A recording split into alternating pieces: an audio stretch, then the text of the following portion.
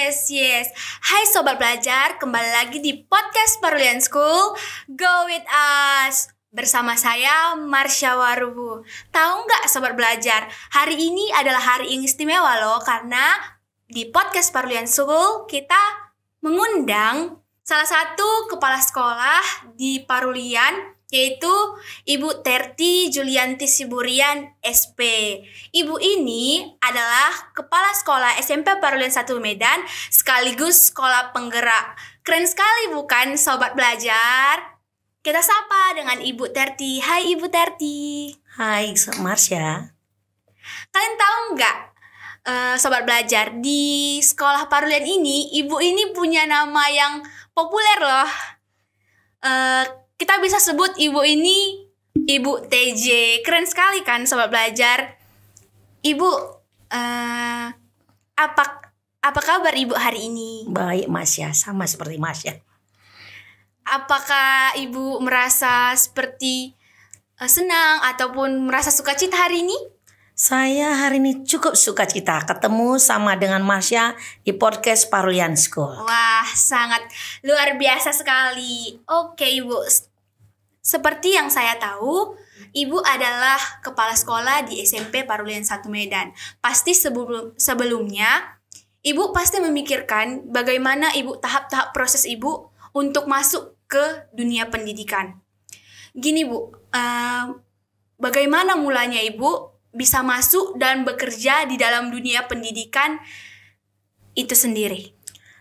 Kalau saya sih sebenarnya background awal itu saya tidak kuliah di bagian pendidikan. Saya kuliah di salah satu universitas negeri yang ada di Sumatera Utara. Kemudian setelah sekian tahun saya bekerja di luar dunia pendidikan, saya resign, terus saya kuliah di salah satu universitas negeri yang banyak mengeluarkan calon-calon pendidik. Itu dia. Tepatnya dari Unimed. Nah, setelah itu kita bergabung bersama dengan Yayasan Pendidikan Parulian 1, dan itu awalnya saya mengajar di SMP Parulian 1. Itu dia. Oh, jadi mulanya itu Ibu bukan dari pendidikan awalnya, Bu. Iya. Kalau background ke belakang, kita lihat ke belakang. Tetapi apa sih Bu yang kayak misalnya Ibu mendorong Ibu dari Ibu sarjana pertanian bisa Ibu terdorong untuk masuk ke dunia pendidikan sendiri? Kalau saya sih memang selama waktu kuliah nih, saya sudah terbiasa ya mengajar saudara-saudara atau adik-adik saya belajar. Jadi kalau misalnya nih adik-adik saya atau sepupu saya nggak belajar, saya memang punya keinginan harus ngajar gitu. Karena dari dulu saya berpikir dari SD ya. Kebetulan dulu saya SD di Parulian juga. Wah. SD Parulian A. Wah, Tepatnya di Jalan Turi. Jadi waktu ketika kita masih SD, guru-guru sudah membangun mindset bagaimana sih sebenarnya sikap seorang pelajar. Jadi ketika kita melihat khususnya sepupu saya nggak belajar di rumah, saya merasa kok siswa nggak belajar. iya. Nah, jadi saya secara sukarela akan bantu. Memang kebetulan background orang tua saya pendidik. Itu mungkin yang membuat saya nyaman juga nih mengajar gitu dia. Itu dia Marsha. Oke, Ibu sendiri. Ketika Ibu sudah memiliki mindset bahwa Ibu akan masuk ke dunia pendidikan, apa tujuan besar Ibu pada saat ini dalam dunia pendidikan? Saya ingin bahwa dunia pendidikan kita bergerak lebih maju. Kalau kita lihat ya di Google itu, misalnya kita lihat ada sekolah-sekolah yang baik di luar negeri. Ayo kita coba ya apa yang bisa kita sesuaikan dengan ada yang di negeri kita, khususnya di Parulian gitu loh. Jadi kalau saya melihat bagaimana dunia pendidikan kita khususnya di Parulian 1 itu bisa berkembang gitu dia. Makanya saya pun apa yang harus saya bisa lakukan.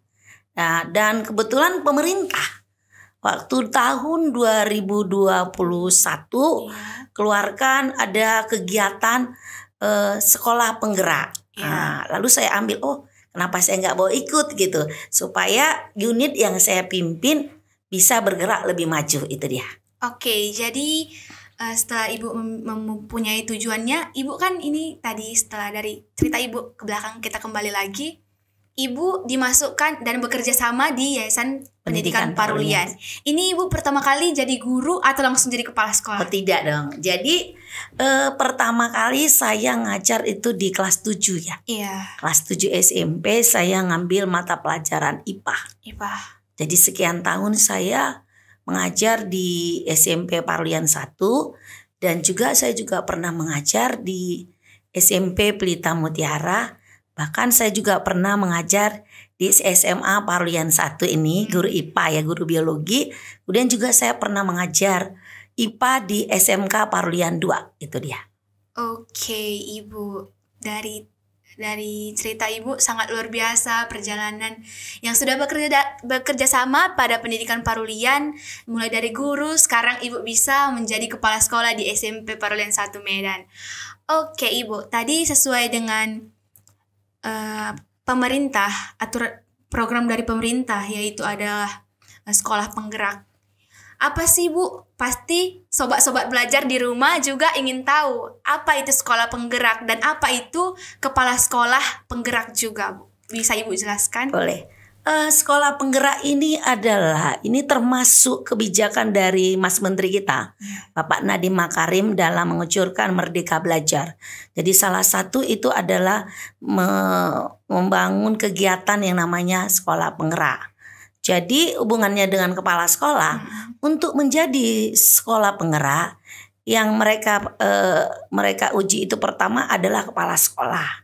Kenapa? Mungkin pemerintah berpikir begini, karena kepala sekolah ya sebenarnya agen perubahan di unitnya. Iya. Jadi dengan mengajak kepala sekolahnya untuk masuk sekolah penggerak, pemerintah merasa tentunya akan ada perubahan di unit yang dia pimpin, itu dia. Jadi kita masuk jadi sekolah penggerak melalui tes demi tes yang saat itu yang dites hanya kepala sekolah, itu dia. Oke, Ibu.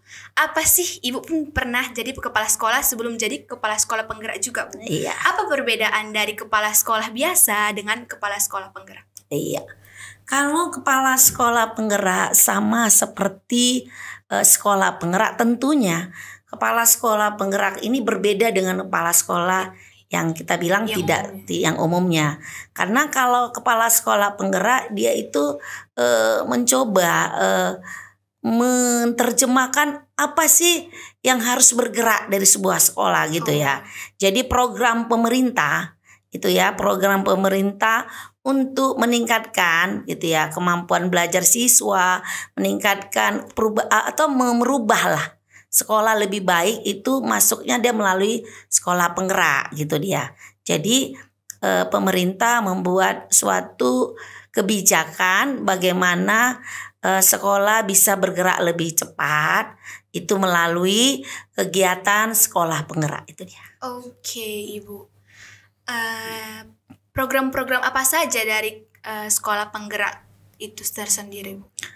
Pemerintah membuat ada 5 program yang dibuat pemerintah untuk sekolah penggerak.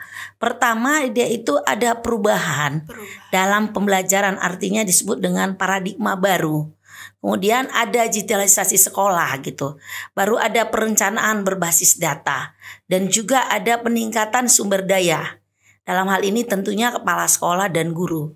Dan untuk itu pemerintah juga memberikan pendampingan secara asimetris terhadap sekolah-sekolah yang termasuk dalam sekolah penggerak. Oke, dari program-program yang telah Ibu sampaikan melalui dari pemerintah, apakah di SMP Parulian 1 Medan itu tersendiri sudah dilaksanakan atau misalnya udah berjalan dengan baik program-program itu? Program yang saat ini sama dengan yang sudah ditentukan dalam kurikulum Merdeka, ya. Jadi sekolah-sekolah penggerak ini wajib menggunakan kurikulum Merdeka. Jadi di dalam kurikulum Merdeka itu ada 2 substansinya. Yang pertama adalah pembelajaran intrakurikuler dan proyek penguatan profil pelajar Pancasila yang kita dengar dengan istilah kegiatan P5, itu dia. Oke. Bagaimana caranya agar suatu sekolah dapat juga menjadi sekolah penggerak? Pasti Bu, dari SMP Parulian 1 Medan, selain dari sekolah SMP Parulian 1 Medan, di Parulian ini, pasti nih di luar sana setelah mendengar cerita dari Ibu atau info dari Ibu, pasti nih kawan-kawan di rumah pasti bilang, oh aku mau nih, kapan nih sekolahku jadi sekolah penggerak juga kayak di Parulian gitu. Iya. Jadi pemerintah membuat program ini kan setiap tahun ada ya. Jadi yang pertama itu kan saya bilang kepala sekolahnya mau dulu. Oke, gitu. dari kepala Cari sekolah. kepala sekolah dulu. Karena yang untuk menjadikan sekolah itu sekolah penggerak, yang pertama itu yang akan diuji dulu adalah kepala sekolah. Dan ini memiliki tahapan-tahapan. Tahapan pertama kita akan kirim biodata kepala sekolah.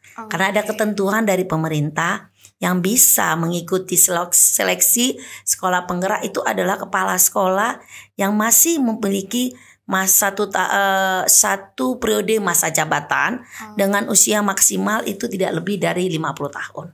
Itu secara administrasi. Jadi ketika kita mau ngikutin sekolah penggerak ini, administrasi itu harus kita lengkapi sebagai kepala sekolah. Ya, itu dia. Taruh tahap kedua, setelah kita lulus seleksi administrasi, ada nanti beberapa pertanyaan esai yang harus dijawab kepala sekolah. Ini juga ketika mereka melihat, kementerian melihat itu sudah oke, itu ada nanti pengumumannya. Ada pengumuman untuk seleksi tahap 2 ini. Baru kita masuk seleksi tahap 3. Di seleksi tahap 3 ini itu ada wawancara dan simulasi mengajar. Jadi walaupun kepala sekolah, kita wajib ikut simulasi mengajar. Lalu dari hasil simulasi ini nanti keluarlah seleksi ketiga, di mana ketiga sudah dites, seleksi 1, 2, dan 3 sudah oke. Lalu ditetapkanlah siapa saja sekolah-sekolah yang saat itu kepala sekolahnya ikut, itu yang menjadi sekolah penggerak, itu dia. Contoh nih Bu, apa sih salah satu contoh yang Ibu sudah terapkan di SMP Parulian 1 ini yang menurut Ibu sangat unik atau wow dan sesuai dengan program sekolah penggerak sendiri? Kita sudah melakukan proyek penguatan profil pelajar Pancasila. Saat ini kita sudah masuk ke tema kedua. Tema pertama itu adalah mengenai sampahku tanggung jawabku, itu yang kemarin. Kita saat ini masuk ke dalam bully. Iya, jadi kita ambil tema ini karena memang sadar atau tidak sadar, kita lihat anak-anak di sekolah masih ada melakukan bully. Ya kan, sama dengan Marsha yang saat ini ya di SMA Parulian. Kadang-kadang siswa sadar atau tidak sadar sudah lakukan bully kepada teman-temannya secara verbal atau melalui kata-kata. Dan ini yang kita angkat saat ini di SMP Parulian 1 sebagai sekolah penggerak. Kita saat ini melakukan proyek untuk itu dengan harapan ketika ini proyek selesai, sikap bully yang mungkin ada pada anak-anak di SMP Parulian 1 sudah mulai hilang. Itu dia harapannya. Jadi dengan cara mengangkat tema baru yaitu bully. Kemudian Bu, hubungan sekolah penggerak sendiri dengan kurikulum yang sekarang dan dengan proyek penguatan profil pelajar Pancasila. Apa itu Bu? Kalau di kurikulum Merdeka, saya sudah sebutkan tadi bahwa di kurikulum Merdeka itu di muatannya ada 2 ya. Pertama itu pembelajaran intrakurikuler atau pembelajaran di dalam kelas. Kemudian ada yang disebut dengan proyek penguatan profil pelajar Pancasila.